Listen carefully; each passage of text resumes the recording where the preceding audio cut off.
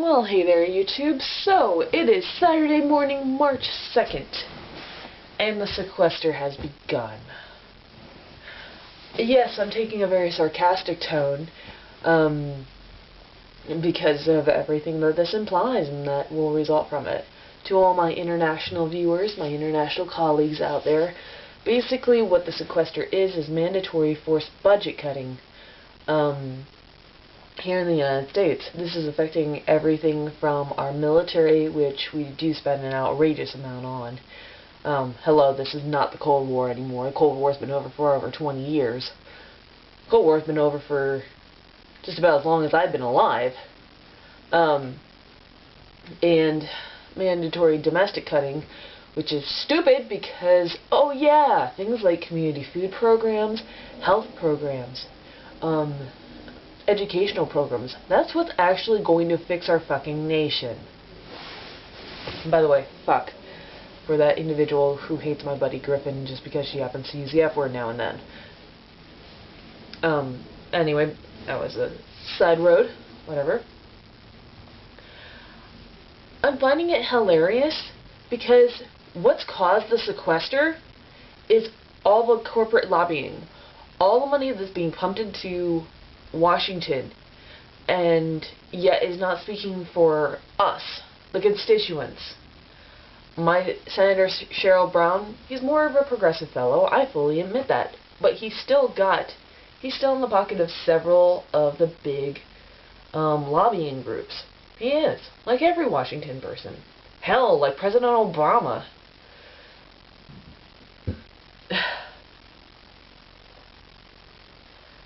Quintessentially, what needed to happen was the corporate loopholes needed to be shrunk. They needed to be shrunk, they needed to be gotten rid of. Because we don't have a spending problem per se in this country, we have a revenue problem. The Bush tax cuts never got repealed. And, you know, think back to 2000, when it was a choice between Al Gore or George Bush. Al Gore said lockbox. He got a lot of jokes made about him for this lockbox, but that lockbox would have been a good idea. Take all the projected extra revenue that was going to come in the next however long, and just put it aside for a rainy day. Whereas George Bush said tax cuts. And between those tax cuts and 2 unfunded wars, we're now in a shitstorm. Because, oh yeah, the economy took a dip. Now, yeah, you know what? Economy dipping, technically the 90s was an inflated time like the 1950s. Some people can debate about the dot-com bubble and all the amount of new technologies and so forth. But anyway, right now, our government, as the Young Turks keep on saying, is in a bad situation because we have a revenue problem. There's not enough money going into the government to support the programs that it's spending it on. So, I'm just sitting back and laughing at this. Yeah, it's going to hurt later on. I mean, especially because I just put in my 2 weeks notice.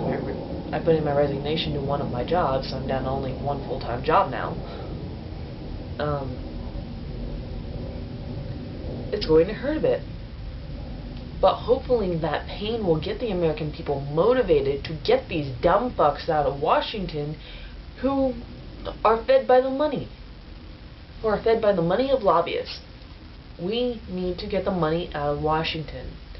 We need to return those people who we send there to what they were supposed to be. Most of the American founding fathers died poor men. Now, on all this chopping block stuff that they've been talking about for the sequester, how about the salaries of the senators? Most of those guys make way more than the average American person. How about having them live on minimum wage? Just saying. Yeah, you know what? Maybe they could have an expense account for all those other visits and whatnot that they have to do as part of their job. But have them live on minimum wage. Let's see where they go from there. Let's see how many of those social programs that they're going to cut if they're living on minimum wage. Let's see how they'll react to not having health care because, oh yeah, they're on minimum wage and most minimum wage jobs do not offer health care. You want to close a big money pit? Cut their salaries. Make them live on what the average American lives on, which is not much. I'm hoping, now I'm doubting it will happen, but I'm hoping that this will motivate the American people to vote third party. Libertarian candidates, if you're from that side of the political aisle, and yet have mixed feelings about other certain issues. Progressive candidates, if you're like me. Lord knows Bionic Dance was certainly a progressive candidate. She probably, can't really say that she might have made a better, she wouldn't have made overall a better president per se, but she would definitely have her heart in the right place. And she would ideally ignore a lot of that corporate money that's being just shoved in the face of the president. And this is Obama, this is Bush, this is anybody who's ever served as a president other than like Washington. Just saying.